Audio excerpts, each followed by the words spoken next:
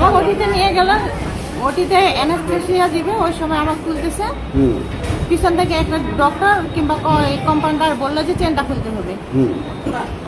আলিফ Nura sister চেনটা খুললো, আমি আবার বলতেছি যে চেনটা ওর বাবার হাতে দেন, এটা স্বর্ণের চেন। পরে আমার ওটি শুরু হয়ে গেল, একটু পরে দেখি মামি নাই। পরে ওটি থেকে আনার সাথে সাথে আমার কথা স্পর্শ হয় না, তারপরে বলছি যে চেনটা আলিফ নুরার কাছে আছে, আগে চেনটা দেয় না। পরে আমার হাজব্যান্ড বলছে যে চেনটা আছে ওইখানে আমানতে আছে, ভালোই আছে, পরে নেওয়া যাবে। পরে 2 ঘন্টা পরে ফোন দেয়, বলে যে চেনটা হারাই গেছে। বা আমি তো আলিম নুরা আমার মালাটা খুলে নিছি, চেনটা মুজি কিসের চেন গেল, কত স্বর্ণের চেন। তা মুজিটা লিস্ট নিয়ে তো জামাই দিবালে কত, তো জামাই দিবা কইছো, তো জামাই বলে দেন দেনিতে এলা কইবেলা চাইবা লাগে।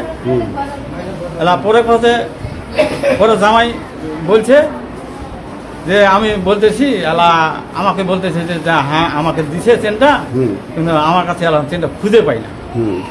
তেমন ভালো খুঁজতে বলো, ওদের তো পকেট বড় বড়, তো হয়তো চেনে কোন জায়গায় ঢুকে থাকতে পারে।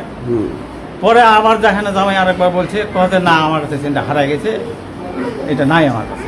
তারপরে কয়েকদিন থেকে আমরা সবাই খুব জরুরি মানে অনুরোধ করে বলতেছি যে চেনটা দিয়ে দেন।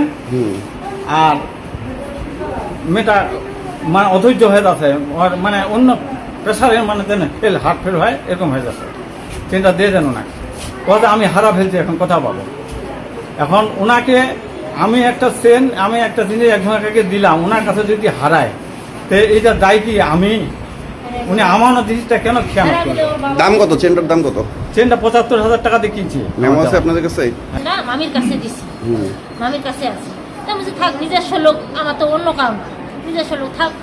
তখন বললো, আবার খালা বললো যে বোমা চেনটা তো হচ্ছে নোরার কাছে, তো এখন কি করি, থাক পরে নেই নাকি? বুঝছে ঠিক আছে, এটা তো নিজের লোক, অন্য কাউ না, এতে আর কি।